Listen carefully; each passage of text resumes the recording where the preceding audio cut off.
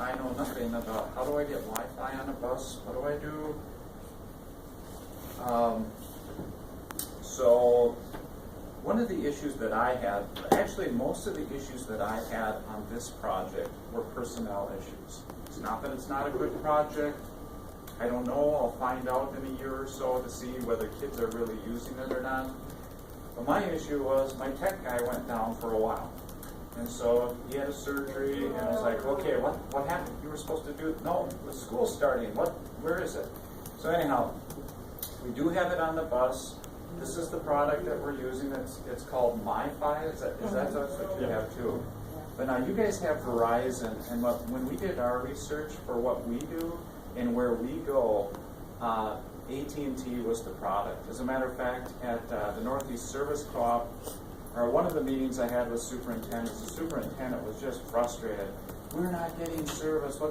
They were doing Verizon as well. And I don't know for sure whether AT&T is our solution, but I know that in the areas that we go to, what we're thinking of is that AT&T is the service for us.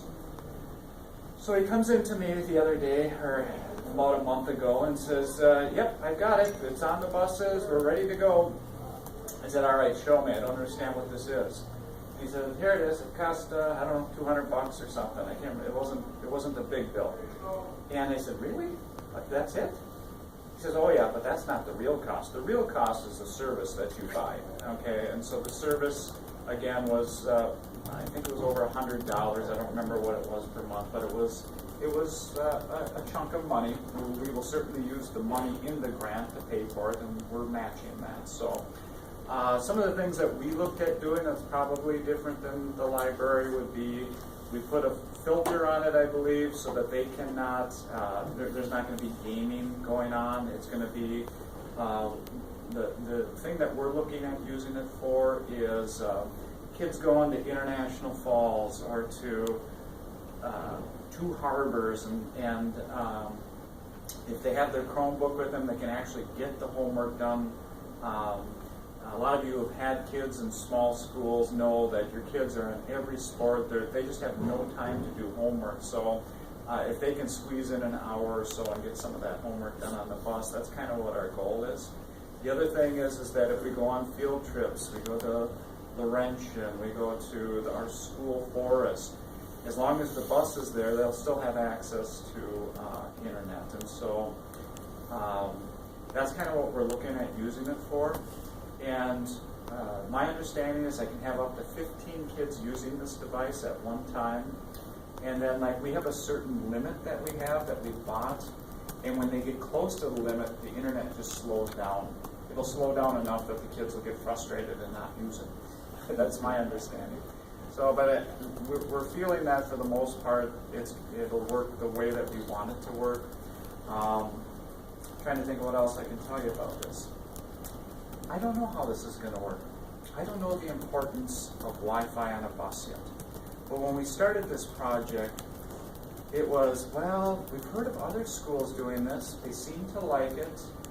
We see a potential need for it, so let's give it a try.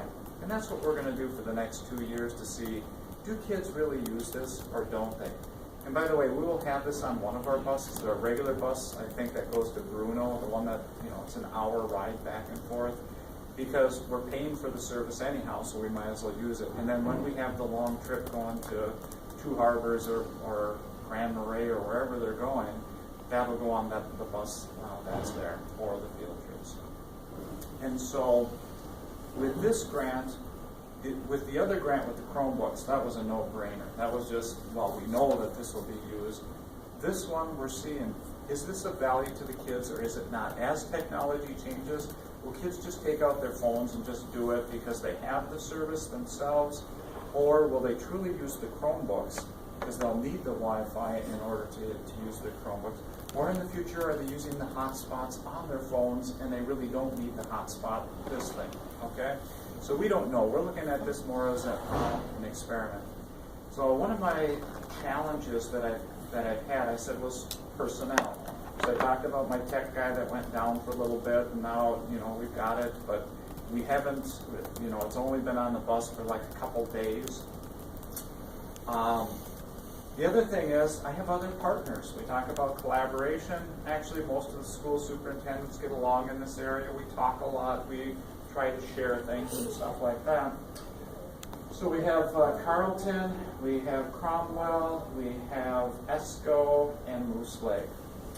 So of the 4 schools right now, Moose Lake is the only one who's purchased the devices. So Brenda called me and said, "Can you get the update?" I'm like, "Oh, okay, well, I got it going, whatever." I did the update, but I, you know, am I supposed to do everything, or am I supposed to call the other people, or what am I supposed to do? So, well, anyhow, it was kind of, I called the other superintendents, Aaron and Esco. "What's going on with your Wi-Fi? Did you get this stuff, or what's it?"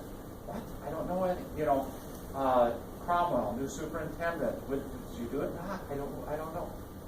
Carlton, who I didn't remember was in the grant, but was, because I read the grant the other day. I said, "When did you, what are you doing with the Wi-Fi? What are you even talking about?" So here we had a situation, new superintendent in Cromwell, new superintendent in Carlton. It was the community ed director from ESCO that was actually writing the grant.